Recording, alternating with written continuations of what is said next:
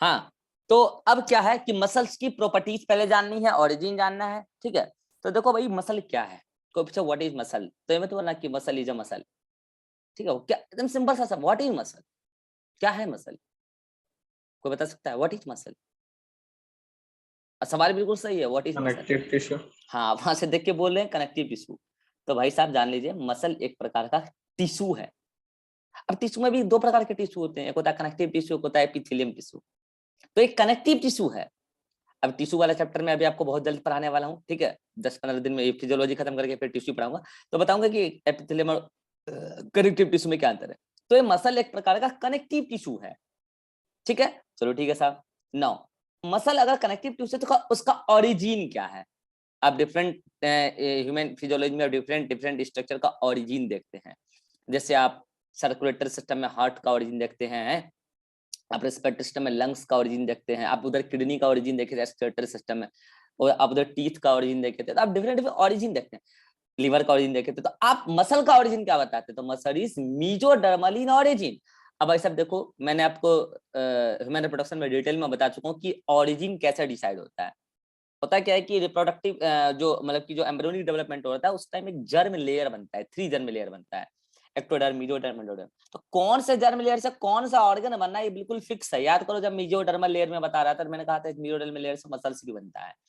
तो जितने भी मसल्स होते हैं मेसोडर्म लेयर से ही बनता है एम्ब्रियोनिक डेवलपमेंट के दौरान। बट 3 मसल को छोड़ के, एक आइरिस की मसल, याद करो मैंने आई में भी बात बोला था कि आइरिस की मसल और सिलेरी बॉडी की मसल एक्टोडर्मल ओरिजिन का होता है, जबकि हमारे बॉडी का और मसल मेसोडर्मल ओरिजिन का होता है। लेकिन आइरिस और सिलेरी बॉडी जो आई में है उसका मसल कैसा होता है?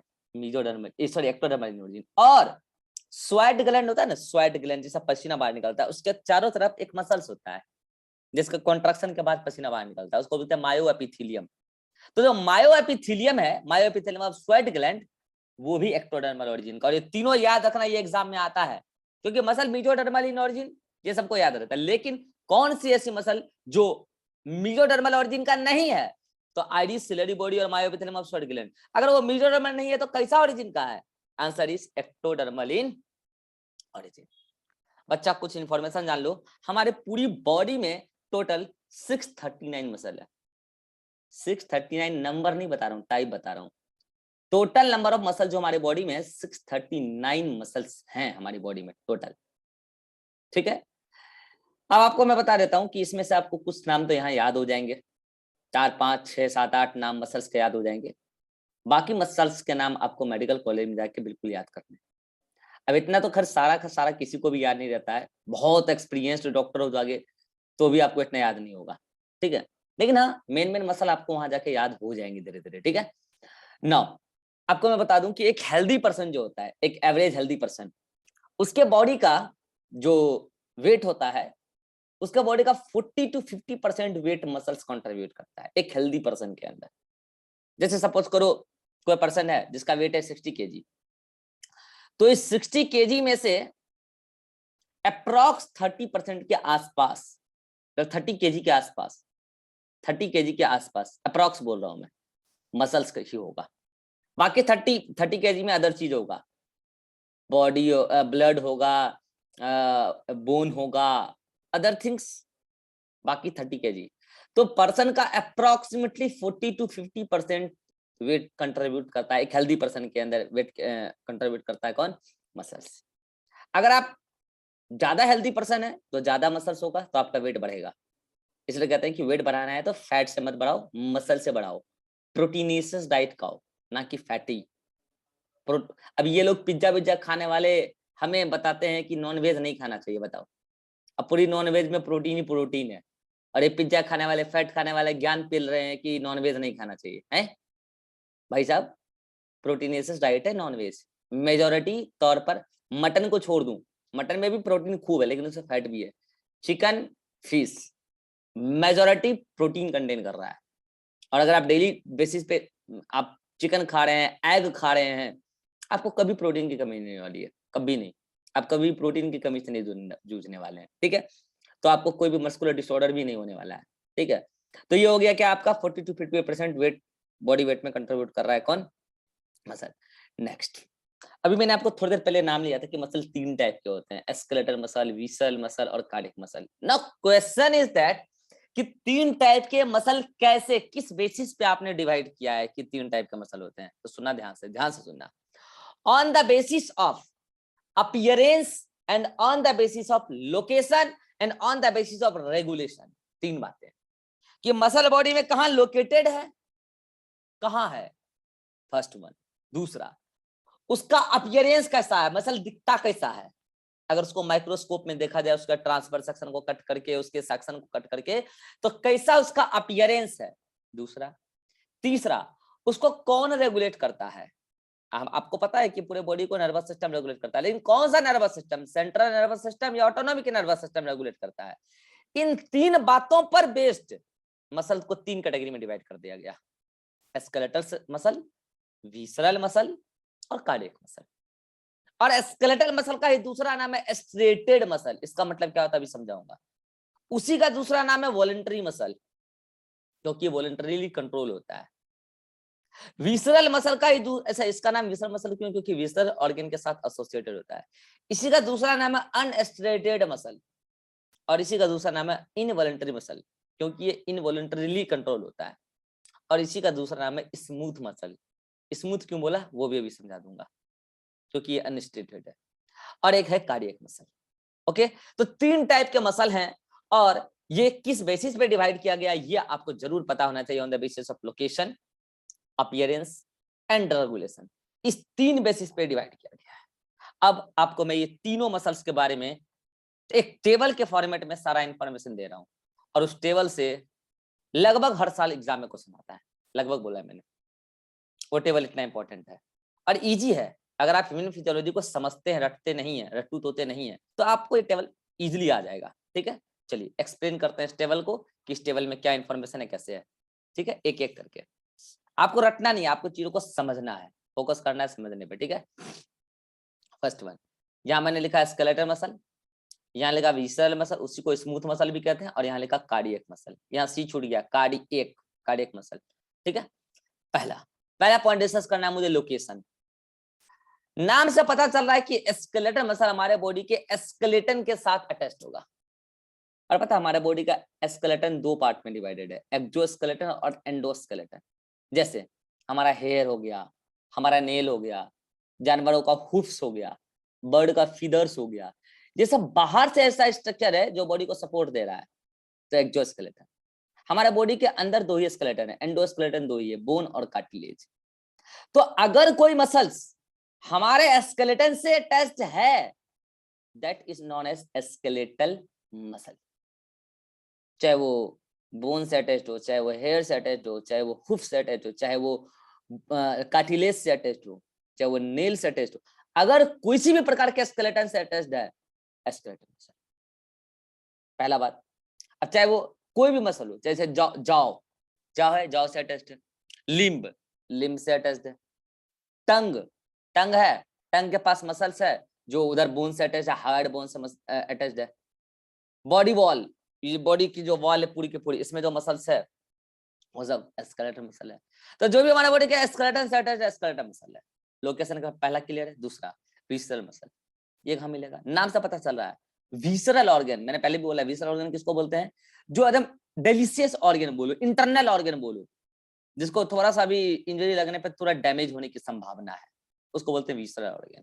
तो जो विसरल ऑर्गन में मिलता है मसल, उसको बोलते हैं विसरल मसल। जैसे आइरिस, सिलेरी बॉडी का मसल।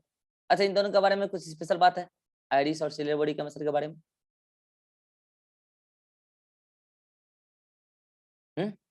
अभी बताया जस्ट।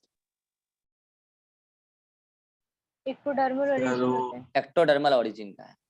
ठीक है, इसके अलावा एरेक्टर पिलाई मसल। एरेक्टर पिलाई मसल पता है क्या होता है? जो जब आपका सिंपैथेटिक नर्वस सिस्टम एक्टिवेट होता है तो आपके रोंगटे खड़े हो जाते हैं। तो वो रोंगटे क्यों खड़े होते हैं? एरेक्टर पिलाई मसल में कॉन्ट्रैक्शन हो जाता है और हेयर रेजिंग हो जाता है। तो एरेक्टर पिलाई मसल जो हमारे बॉडी के इंटरनल ऑर्गन में है लोकेटेड, इंटरनल पार्ट में लोकेटेड है, वो भी एक प्रकार का विसरल मसल है। ठीक है, इसके अलावा एलिमेंट्री कैनाल, गैस्ट्रोइंटेस्टाइनल ट्रैक्ट में जो भी मसल है वो सब विसरल मसल है। रिप्रोडक्टिव ट्रैक्ट, उसमें भी मसल है, तब तो उसमें भी मूवमेंट होता है। अच्छा कोई बताएगा एलिमेंट्री कैनाल के मूवमेंट को तो पेरिस्टालसिस कहते हैं, लेकिन जो रिप्रोडक्टिव ट्रैक्ट में मूवमेंट होता है, जैसे मेल रिप्रोडक्टिव ट्रैक्ट में भी मूवमेंट होता है, उस मूवमेंट को क्या कहते हैं? अगर किसी को याद हो तो। फैलोपियन ट्यूब में भी होता है मस्कुलर मूवमेंट, पल्सेशन, याद करो। स्पर्म का मूवमेंट जो आगे होता है पल्सेशन से होता है, याद आ रहा है? पल्सेशन। तो पल्सेशन होता है रिप्रोडक्टिव ट्रैक्ट में, मस्कुलर मूवमेंट होता है विसल मसल के हेल्प से, और एलिमेंट्री कैनाल में होता है गैस्ट्रो इंटेस्टाइनल ट्रैक्ट में जो पेरिस्टाल्टिस होता है वो भी विसल मसल है। तो इसका मतलब विसल मसल्स कहाँ है? इंटरनल ऑर्गन में लोकेटेड है। एक होता है कार्डियक मसल, कार्डियक मसल नाम से पता चला है कार्डियक में मिलेगा, मतलब हार्ट में मिलेगा। अब आप बोलोगे सर हार्ट भी तो इंटरनल स्ट्रक्चर है, बिल्कुल, लेकिन हार्ट में एक अलग ही टाइप का मसल है, अलग ही टाइप की उसकी प्रॉपर्टीज है, इसलिए उसका नाम अलग से रख दिया कार्डियक मसल। और मैं फिर कह रहा हूँ ये तीनों मसल केवल लोकेशन के बेसिस पे डिवाइडेड नहीं है, तीन अलग अलग पार्ट में, लोकेशन, रेगुलेशन, अपीयरेंस, तीनों मिलके इसको अलग अलग कैटेगरी बनाया गया है। नेक्स्ट अब हम बात करते हैं कि ब्लड सप्लाई किसको सबसे ज्यादा, किसको सबसे कम है और किसको मीडियम है। तो आपको क्या लगता है किसको ब्लड सप्लाई सबसे ज्यादा होगा? जो ब्लड में ऐसी जगह रहता होगा जहां सारा ब्लड आता है, दैट इज कार्डियक। हार्ट में तो पूरा ब्लड आता है, हार्ट में पूरा बॉडी का ब्लड आता है, हार्ट में फिर पंप होता है, आपको पढ़ाएंगे भी सही। तो कार्डियक मसल कहाँ मिलता है, मतलब मैक्सिमम ब्लड सप्लाई कहाँ होता है? कार्डियक में। अच्छा अब स्केलेटल मसल और विसल मसल में ज्यादा ब्लड सप्लाई कहाँ होता है, आपको क्या लगता है? We shall muscle. नहीं, कार्डियक, सॉरी मतलब स्केलेटल। स्केलेटल। बताता हूँ, जब आपका स्किन कट लगता है तो बहुत ज्यादा खून बहता है, आप कट करके एक बार देख लेना। वही अगर आपका थोड़ा सा लिप उप कर जाए, उतना ज्यादा खून नहीं निकलता, आप गौर करना, उतना ज्यादा उससे नहीं निकलता जितना इससे निकलता है, क्योंकि ज्यादा ब्लड सप्लाई उसको है, ज्यादा ब्लड उसको सप्लाई किया गया है स्केलेटल मसल्स को। और उसका कारण भी है, स्केलेटल मसल्स को ज्यादा वर्क करना पड़ता है as compare to visceral muscle. Skeletal muscle को फास्ट वर्क करना पड़ता है, और जिसको फास्ट वर्क करना पड़ रहा है जाहिर सी बात है उसको न्यूट्रिएंट, एटीपी वेटीपी सब कुछ, O2 वगैरह सब कुछ ज्यादा चाहिए, और वो सब तो ब्लड के माध्यम से ही जाता है, तो इसलिए उसको ब्लड सप्लाई ज्यादा है। सबसे ज्यादा कार्डियक मसल को, उसके बाद स्केलेटल मसल को, और सबसे कम विसरल मसल को। Next contraction speed. हाँ इसमें बच्चे कंफ्यूज होते हैं, उनको ऐसा लगता है कि कॉन्ट्रैक्शन स्पीड सबसे ज्यादा कार्डियक मसल का होगा क्योंकि दिन रात ब्लड पंप कर रहा है। बिल्कुल सही बात है, वो दिन रात ब्लड पंप कर रहा है और वो फास्ट मूव करता है, मतलब फास्ट कॉन्ट्रैक्ट करता है, लेकिन उससे भी ज्यादा फास्ट कॉन्ट्रैक्ट करता है कौन? स्केलेटल मसल्स, उससे भी ज्यादा फास्ट। आपको बताता हूँ कैसे। अभी जैसे हार्ट का तो एक फिर भी पर्टिकुलर टाइम होता है कि इतने सेकंड में ही हार्ट पूरा का पूरा पंप करेगा, लेकिन उससे कम सेकंड में भी स्केलेटल मसल्स आपका एक्टिविटी परफॉर्म कर सकता है। इसका मतलब सबसे ज्यादा फास्टेस्ट कॉन्ट्रैक्ट कौन कर रहा है? Skeletal muscles. और सबसे स्लो कॉन्ट्रैक्शन शो करता है स्मूथ मसल, मतलब विसरल मसल्स। क्यों? क्योंकि विसल मसल्स इंटरनल ऑर्गन में वर्क कर रहा है, इंटरनल ऑर्गन से एसोसिएटेड है, धीरे धीरे आराम से काम करता है, कोई जल्दी वाली बात नहीं है उसको। अब आते हैं फटीग। एक बार बताओ आपको क्या लगता है कौन सबसे पहले थक जाता होगा, मतलब कौन जल्दी थकता होगा सबसे ज्यादा? जो हाँ जो फास्ट कॉन्ट्रैक्ट करता है ना थकेगा भी जल्दी, क्योंकि वो फास्ट कॉन्ट्रैक्ट कर रहा है। और कॉन्ट्रैक्शन अगर अच्छा कोई बताएगा मसल में फटीगनेस किसकी वजह से होता है? मसल में फटीगनेस होता है लैक्टिक एसिड के एक्यूमुलेशन से। आपको थोड़ा बहुत आइडिया मैंने सेल रेस्पिरेशन में भी दिया होगा। जब अगर कोई भी फास्ट कॉन्ट्रैक्ट कर रहा है तो O2 को fast fast fast fast consume कर रहा है, तो O2 की कमी पड़ने लगती है स्केलेटल मसल्स में, तो वो एनारोबिक रेस्पिरेशन चालू कर देता है। एनारोबिक रेस्पिरेशन चालू करता है, लैक्टिक एसिड बनने लगता है एनारोबिक रेस्पिरेशन में, उसकी वजह से मसल थक जाता है। तो सबसे पहले कौन थकता है? Skeletal muscles. अच्छा सब थोड़ा सा देर काम करने के बाद ही थकेगा विसल मसल, क्योंकि धीरे धीरे काम कर रहा है। एक मसल ऐसा भी है जो कभी थकता ही नहीं है, आजीवन वर्क कर रहा है, आजीवन। जब से आपका जीवन स्टार्ट हुआ जब तक जीवन चलेगा तब तक वो वर्क करता है, और वो कौन है? वो है कार्डियक मसल। कार्डियक मसल कभी नहीं थकता, जिस दिन वो थक जाएगा उस दिन आपकी जिंदगी थक जाएगी, आपका जिंदगी खत्म हो जाएगा। कार्डियक मसल नेवर फटीग, दिन रात काम करता है। ठीक है, नेक्स्ट अब आ रहा है इंपॉर्टेंट बात। ये सारी बात आपको क्लियर हो चुकी है। अब आ रहा है एक बात जिसको कहते हैं एस्ट्रिएशन। एस्ट्रिएशन का क्या मतलब होता है ना कि डार्क और लाइट बैंड। देखो होता क्या है, अभी मैं आपको मसल्स स्केलेटल मसल्स का स्ट्रक्चर बताऊंगा। मसल्स में एक स्ट्रक्चर होता है मसल फाइबर। तो मसल फाइबर में क्या होता है ना कि इस तरीके से, जैसे मान लीजिए मसल फाइबर है, तो उसमें डार्क और लाइट बैंड दिखता है। जब आप उससे एक्सरे गुजारेंगे ना तो उसमें आपको डार्क और लाइट बैंड दिखेगा। जैसे मान लो कि ये डार्क बैंड, फिर बीच में थोड़ा लाइट बैंड, फिर डार्क बैंड, ये इसको बोलते हैं striation. This overall dark light, this is called as striation, इसी को बोलते हैं एस्ट्रिएशन। और सुन लो, जब आप स्केलेटल मसल्स और कार्डियक मसल का एक्सरे लेंगे ना, उसका मसल फाइबर का, तो आपको उसमें एस्ट्रिएशन देखने को मिलता है, लेकिन स्मूथ मसल में नहीं मिलता है, जबकि विसल मसल में नहीं मिलता है। और यही कारण है कि स्केलेटल मसल्स को स्ट्रेटेड मसल और कार्डियक मसल को भी स्ट्रेटेड मसल कहते हैं, और इसको अनस्ट्रेटेड मसल कहते हैं। देखो यहाँ स्ट्रेटेड लिखा है, स्ट्रेटेड लिखा है, इसको अनस्ट्रेटेड लिखा है, ठीक है। और सुनना, चूंकि इसमें जैसे कि आप विसल मसल्स को देखेंगे, उसके मसल फाइबर को अगर आप देखेंगे तो उसमें किसी भी प्रकार का डार्क और लाइट बैंड नहीं होगा, एकदम प्लेन होगा, और इसीलिए उसको स्मूथ मसल कहते हैं। अब समझ में उसको स्मूथ मसल क्यों कहते हैं? उसमें किसी प्रकार का स्ट्रिएशन नहीं है, प्लेन है, अपीयरेंस प्लेन है, इसलिए उसको स्मूथ मसल कहते हैं, ठीक है। कोई बच्चा मुझे जल्दी से बताओ, अगर ये भी स्ट्रेटेड है, ये भी स्ट्रेटेड है, फिर इन दोनों में अंतर क्या है? डैमेजिंग का, रेगुलेशन का, नर्वस सिस्टम में रिकवरिंग बात हो टाइम। चुकी है। स्केलेटल सिस्टम को कौन रेगुलेट करता है? Central nervous system. और जहां सेंट्रल नर्वस सिस्टम का रेगुलेशन है, वो हमारे विल पावर से कंट्रोल होता है। अभी मैं चाहूं तो बोलूंगा, नहीं चाहूं तो नहीं बोलूंगा, मैं चाहूं तो मैं 4 थप्पड़ भी मार सकता हूं, नहीं चाहूंगा तो नहीं मारूंगा। ये मेरे वॉलंटरी रेगुलेट हो रहा है, skeletal muscle, central nervous system regulate कर रहा है। और विसल मसल और कार्डियक मसल दोनों को ऑटोनॉमिक नर्वस सिस्टम रेगुलेट कर रहा है, दोनों को। हालांकि जब मैं आपको हार्ट पढ़ाऊंगा तो बताऊंगा heart is self regulatory organ. हकीकत तो यही है कि हार्ट जो है सेल्फ रेगुलेटरी ऑर्गन है, हार्ट अपना रेगुलेशन खुद करता है, उसके पास रेगुलेटरी स्ट्रक्चर है एस ए नोड, बताऊंगा हार्ट में। तो फिर मैं एनएस क्यों लिख रहा हूँ कि उसको ऑटोनॉमिक नर्वस सिस्टम रेगुलेट कर रहा है?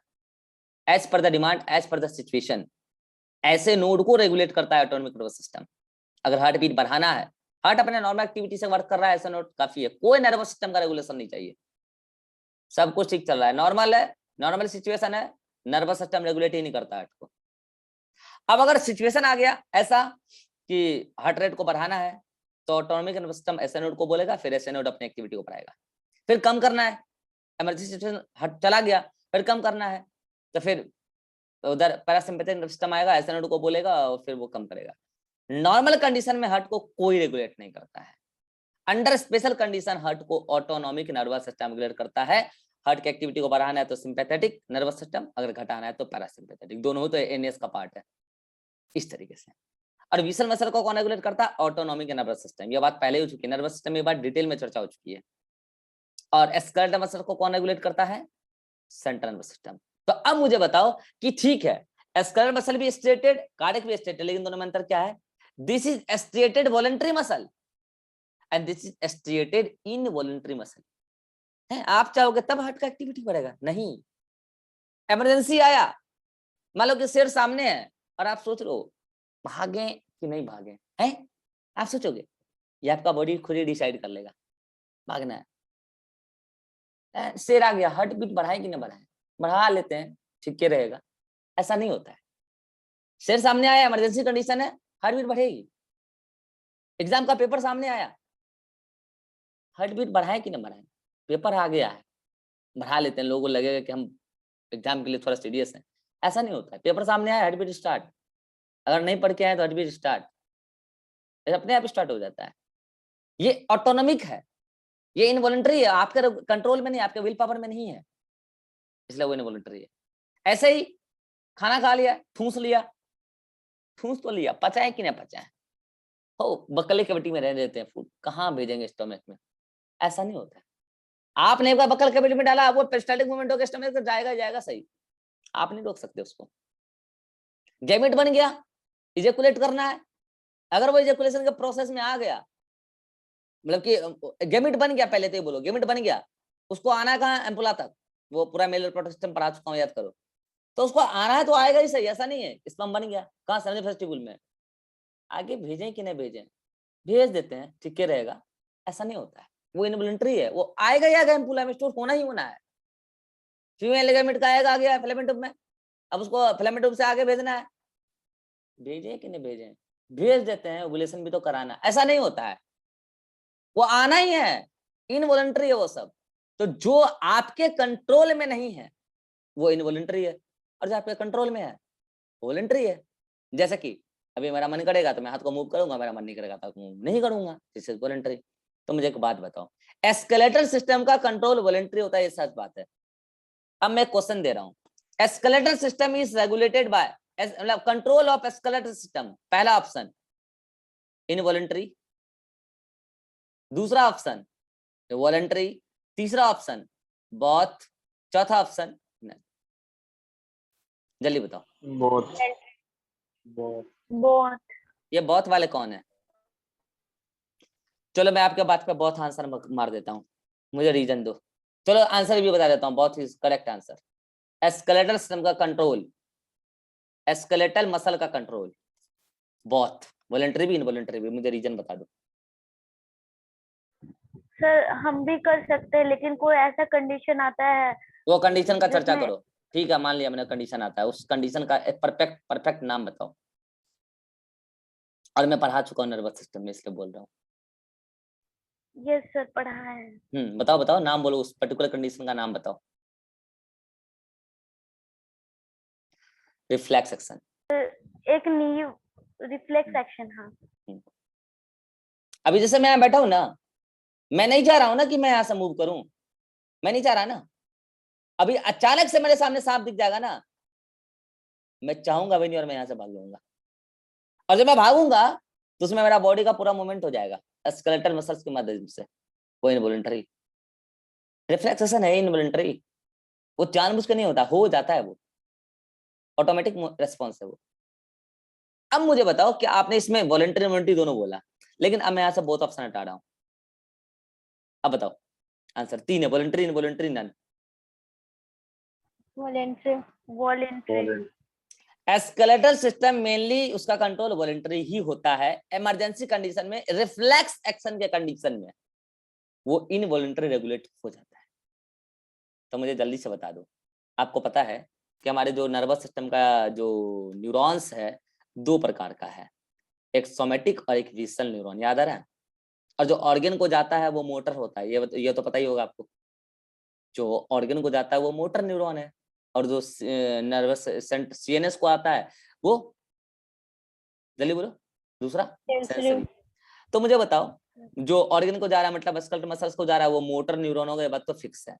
अब मोटर भी दो प्रकार का होगा, एक होगा कौन, विसरल मोटर न्यूरॉन, और एक होगा कौन, सोमेटिक मोटर न्यूरॉन। तो मुझे बताओ, ये जो स्केलेटल मसल्स है, स्केलेटल मसल्स को कैसा न्यूरॉन आया होगा, सोमेटिक मोटर न्यूरॉन या विसरल मोटर न्यूरॉन या बोथ? सोमेटिक। सोमेटिक। चलो मैंने मान लिया इसको सोमेटिक मोटर न्यूरॉन का सप्लाई है, इसको जो न्यूरॉन आता है सोमेटिक मोटर न्यूरॉन का है। तो फिर मेरे नेक्स्ट क्वेश्चन का जवाब दो, फिर उसका वॉलंटरी इनवॉलंटरी रेगुलेशन कैसे हो रहा है? क्योंकि आपने सोमेटिक बोला है ना, आप विसर बोलते तब ना इनवॉलंटरी रेगुलेशन बताते आप। फंस गए, फंस गए, अच्छे अच्छे लोग फंस जाएंगे भाई साहब, आप तो फिर भी बच्चे हो। और इस सारी बातों का एक्सप्लेनेशन है, अगर आप मेरा नर्वस सिस्टम का क्लास सीरियसली किए हैं, इन सारी बातों का एक्सप्लेनेशन है। चलो याद दिलाता हूँ, थोड़ा सा याद आ रहा तो अच्छी बात है। याद करो, मैंने आपको स्पाइनल कॉर्ड का ट्रांसवर्स सेक्शन पढ़ाया था, किसी को याद है? स्पाइनल कॉर्ड का वो बटरफ्लाई शेप, याद आ रहा होगा। उसमें सभी टीचर बताते हैं कि ऊपर से दो हॉर्न निकलता है, नीचे से दो हॉर्न निकलता है, डोर्सल हॉर्न और वेंट्रल हॉर्न। याद आ रहा है ये वाला स्ट्रक्चर कुछ ऐसा? याद आ रहा है कि नहीं आ रहा है? आ रहा होगा, ठीक है। लेकिन मैंने आपको एक स्ट्रक्चर बताया था कि बीच से भी निकलता है, याद है? बीच से भी निकलता है। तो ये तो निकलता है, वो तो pure visceral neuron, motor neuron बना के निकलता है, ठीक है। इससे जो निकलता है वो मिक्स होता है, मिक्स्ड मतलब उसमें मोटर, उसमें जो है सेंसरी और विसरल, दोनों का मिक्स्ड पार्ट होता है। ये सारी बातें, इसका डिटेल एक्सप्लेनेशन अगर आपको जानना है तो मेरा फिर से वो लेक्चर देखना जाके, जो मैंने बटरफ्लाई से स्ट्रक्चर, वहां आपको इसका एक्सप्लेनेशन मिलेगा। मैं हल्के से एक बात बोल के आगे बढ़ रहा हूँ, समय नहीं है इसलिए। उसके पास सोमैटिक मोटर न्यूरॉन का ही सप्लाई है, सोमैटिक मोटर न्यूरॉन का ही सप्लाई है, मगर इन मतलब कि इमरजेंसी केस में जब रिफ्लेक्स एक्शन को करना होता है तो वो इनवॉलंटरी रेगुलेटेड होता है। बस ये है एक्सप्लेनेशन। बाकी ऐसा आप नहीं बोलेंगे कि इनवॉलंटरी के लिए उसके पास अलग से विसल वाला सप्लाई होगा, नहीं, ये विसल वाला सप्लाई केवल ऑटोनॉमिक नर्वस सिस्टम बनाने के लिए ही होता है, सोमैटिक नर्वस सिस्टम बनाने के लिए नहीं होता है। This is all about 3 different type of muscles. ये आपको समझ आ चुका है, कौन कैसे रेगुलेट होता है ये भी समझ आ चुका है। अब फंक्शन सिंपल है यार, स्केलेटल मसल का काम बता दो। Primary involving locomotory action, yes और नो? मैं भी यहाँ इधर लोको मसल करता हूँ तो किसकी मदद से? स्केलेटल मसल के एक्शन। दूसरा, चेंज इन बॉडी पोस्चर, अभी मैं ऐसे हूँ कल को ऐसे हो जाऊं, लड़कियां सेल्फी लेती है ऐसे ऐसे घुमा घुमा के, हैं कभी चोंच इधर घुमाएगी कभी इधर, तो जो घूम रहा है किसकी मदद से घूम रहा है? स्केलेटल मसल की मदद से घूम रहा है। देन विसरल मसल, क्या काम हो सकता है भाई? दुनिया भर के काम आपको बता चुका हूँ, ट्रेकिया से पैसेज कराना एयर को, उसको फिर ये फूड को ट्रांसपोर्ट करना, अभी बताया था थोड़ी देर पहले, गैमीट्स का पैसेज प्रोवाइड कराना, सब विसरल मसल की हेल्प से ही तो हो रहा है। नेक्स्ट, अच्छा मूवमेंट में भी हेल्प करना, आइरिस सिलेरी बॉडी याद करो, सॉरी मूवमेंट कर रहा हूं मैं, मतलब विजन में हेल्प करना, ठीक है। नेक्स्ट, कार्डियक मसल, वो कार्डियक एक्टिविटी में इन्वॉल्व होता है, और कार्डियक मसल को हम डिटेल में पढ़ने वाले हैं, उसका एक्टिविटी सर्कुलेटरी सिस्टम में। तो ये डिफरेंट टाइप के मसल हैं भाई साहब, इस टेबल को रटना नहीं है, समझ लेना है। इस टेबल से नीट में एग्जाम में क्वेश्चन आने की पूरी संभावना होती है। अगर यहां तक में किसी को कोई डाउट है तो जल्दी से पूछो, फिर हम आगे बढ़ते हैं। हाँ सिस्टर, यहाँ तक कोई डाउट है?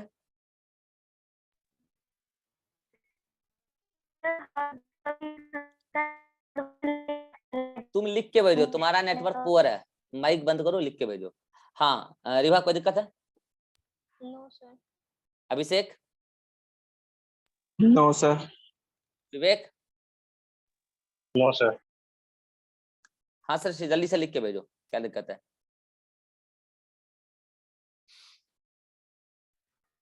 अब आवाज आ रहा है? हाँ बोलो। सर पूछे कि हार्ट में कभी थकता है, इसका मतलब वो लैक्टिक का फॉर्मेशन नहीं होता। नेटवर्क पुअर है, मत बोलो, मैं बोल रहा हूँ, इस आवाज से मुझे इरिटेशन होता है और ये पूरी क्लास डिस्टर्ब हो जाती है। लिख के भेजना, मैं बता दूंगा, कुछ सुनाई नहीं दे रहा है।